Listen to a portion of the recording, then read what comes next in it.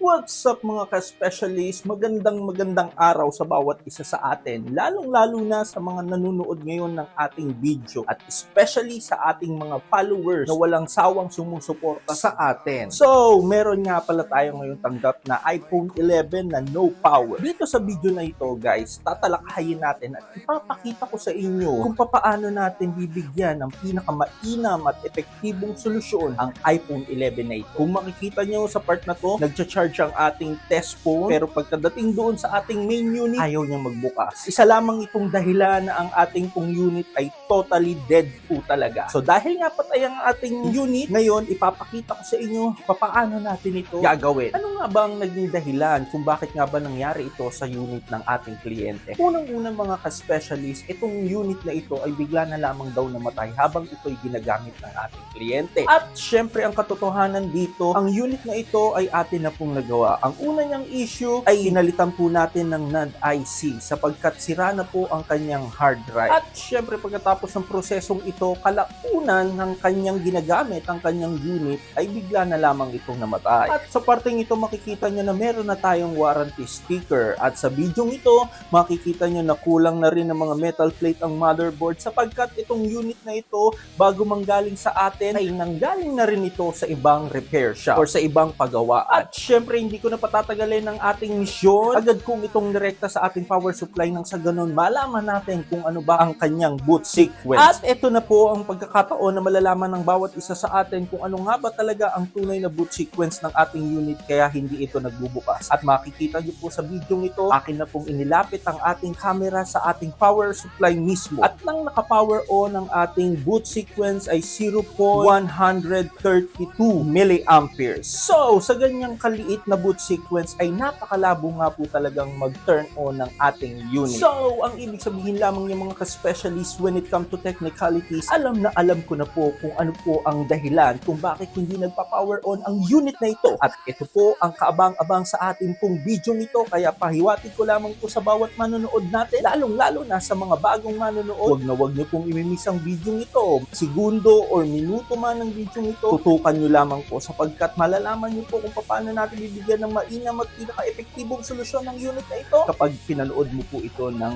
buo. At syempre sa puntong ito, natanggal na po natin ang ating motherboard at ito na po ang pinakamagandang timing upang ma-check natin ang buong motherboard ng ating kliyente. Kung makikita niyo po, patuloy kong sinasaliksik ang bawat palibot ng ating pong motherboard nang sa ganon makita po natin kung ano po ang dapat nating gawin sa ating pong motherboard. Unang-una po dito, syempre kailangan malaman natin kung ano ang pinagmumulan ng problema nang sa ganon hindi tayo mahirapan kung ano ang dapat nating gawin. At syempre palagi po natin tatandaan sa bawat galaw at bawat kilos ng ating mga kamay na kasalalay ang panibagong pag-asa at panibagong buhay ng unit na ito. Sapagkat sa pagkakataong ito at sa mga ganitong senaryo, hindi sapat ang kalaliman ng kaalaman at karunungan upang mabigyan ng magandang solusyon ang misyon na ito. At syempre sa pamamagitan ng ating napakahabang pasensya at napakasolidong dedikasyon at sasamahan mo pa ng isang napaka-epektibong sangkap, walang iba kundi ang ating puso. At sinisigurado ko sa inyo na walang magiging hadlang at walang magiging sagabal kapag itong lahat ng putahe na ito ay nailatag natin ng maayos. At sa pagkakataon pong ito, bago po natin maisagawa ang lahat po ng ating mga gagawin sa misyong ito,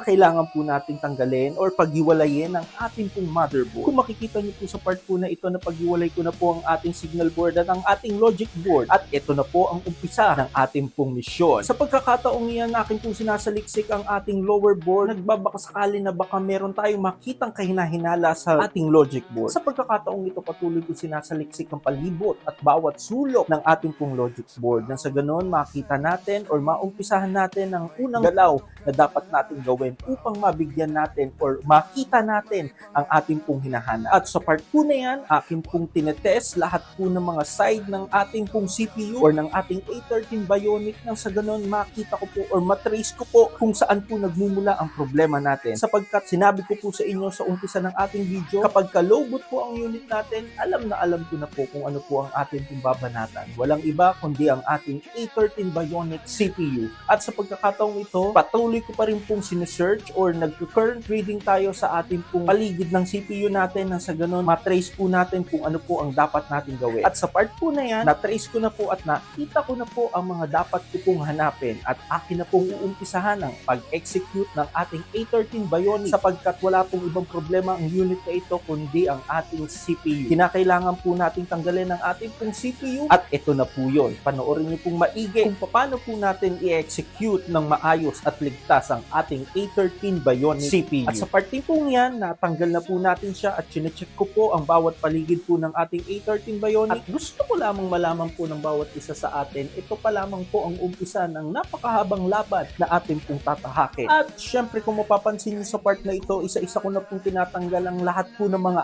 IC na kailangan natin. Syempre, ito pong part na ito, wala po tayong ibang gagawin kundi i-transplant na po ang ating pong unit sapagkat ang ating pong logic board ay bugbog na po sa kaka-repair. Syempre, ayoko pong magkaroon po tayo ng back job or panibagong sira na naman sa unit natin at napakalaking abala kasi noon para sa ating mga kliyente. Ito lamang pong pagkakataon na to ay sinisigurado ko po sa ating pong kliyente, maging sa ating pong manonood na sa oras po ito, sa pamamagitan po ng ating pinakamainam at epektibong solusyon, ito po ay magkakaroon ng lunas. Kalaki po nito ang pagsisikap sa bawat galaw at bawat kilos na ginagawa natin. Nais ko lamang pong ipaalam sa bawat isa sa atin at lalong-lalo na po sa mga nanonood po sa video natin ito. Ito pong proseso na ating pong ginagawa na nakikita nyo po sa ating pong monitor ngayon ay hindi po ito napakadaling trabaho. Nangangailangan po ito ng napakahabang oras at napakaraming effort para magkaroon ng magandang resulta ang proseso pong ito. At dahil nga ganun karami at kalalim ang mga requirements na kinakailangan upang maisagawa ng maayos ang prosesong ito, syempre wag po tayong mag-expect na ang presyo po ng gawa na ito ay hindi po mura. Napakamahal po na magagastos mo kapag ka ang iyong unit ay umabot na po sa ganitong sitwasyon. At syempre para hindi po mamislead ng bawat isa sa atin, lalong-lalo na po sa ating pong mga manonood, ang ganito pong proseso ay isinasagawa lamang po kapag kayo po ay meron pong importanteng hinahabol na files sa loob po ng inyo pong cellphone. Or para mas magets nyo po, kung meron po kayong importanteng mga larawan or mga litrato na inyo pong iniingatan, ito po ang kailangan nating procedure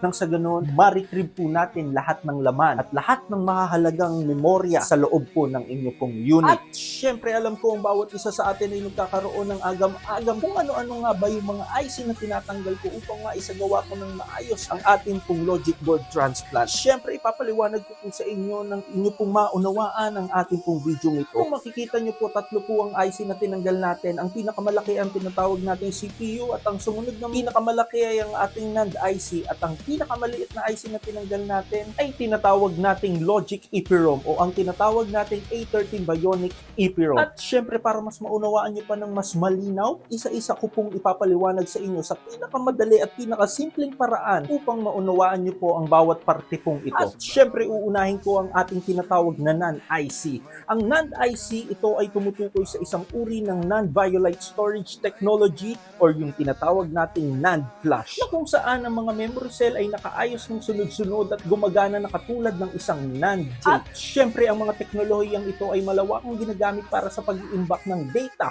sa mga elektronikong device tulad ng ating mga cellphones, SSD, at USB drive. At ang susunod naman nating ipapaliwanag ay ang ating EEPROM. Ano nga ba ang ibig sabihin ng ating EEPROM o ang tinatawag nating Electrically Erasable Programmable Read-Only Memory? Ito ay isang uri ng non-volatile memory na nagpapahintulot na burahin at i-program muli ang mga individual na byte ng data gamit ang mga electrical signals na hindi na kailangan tanggalin ang chip mula sa device. Ito ay ginagamit sa mga elektronikong kagamitan para sa pag-iimbak ng mga configuration settings, calibration data, at maliliit na dami ng permanenteng impormasyon ng user na kailangan manatili kahit naka-off ang kuryente. Or basically, when we put it into analogy, ang EEPROM na ito ay nagsisilbi mong jowa na ayaw mong mawala. I'm just kidding aside mga ka-specialist. Susunod naman natin ang ating pinakahuli, ang ating pinakapuso, at ang ating A13 Bionic. I-explain ko po sa inyo kung para saan at kung ano ang purpose ng ating pong CPU. Ang CPU ay bahagi ng mas malaki at iisang chip na tinatawag na System on a Chip.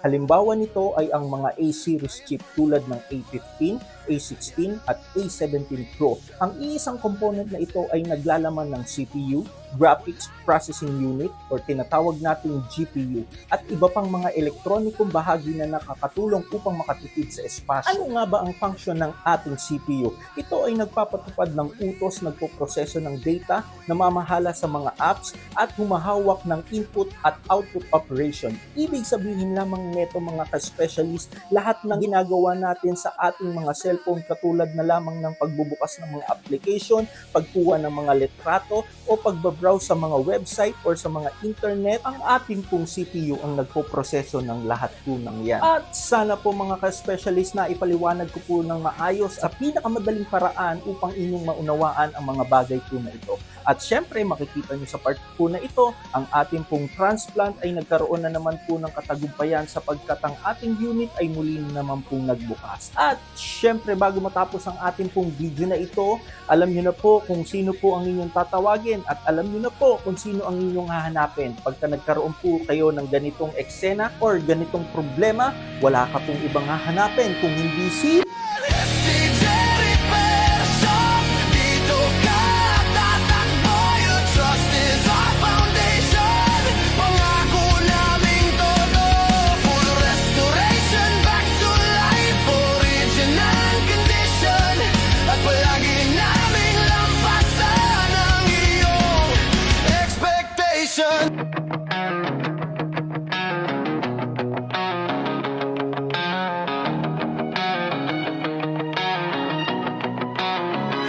Sa bawat basag na screen, may kwento kang dala. Bawat bitak at lamat, may pangarap na nakataya. Huwag kang matakot, nandito kami palagi.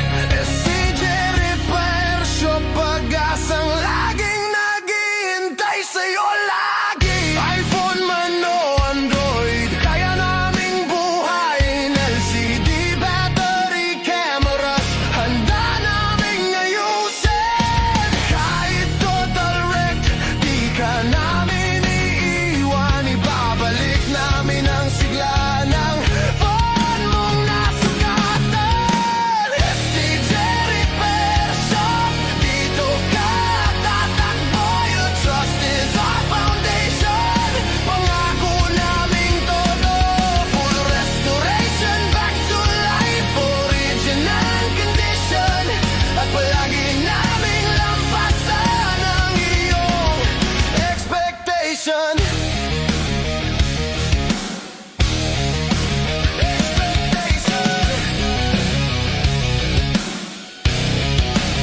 Kahit gaano kalala, kahit di na gumagana, hahanapan namin ng paraan. Hindi ka mawawalan ng pag-asa.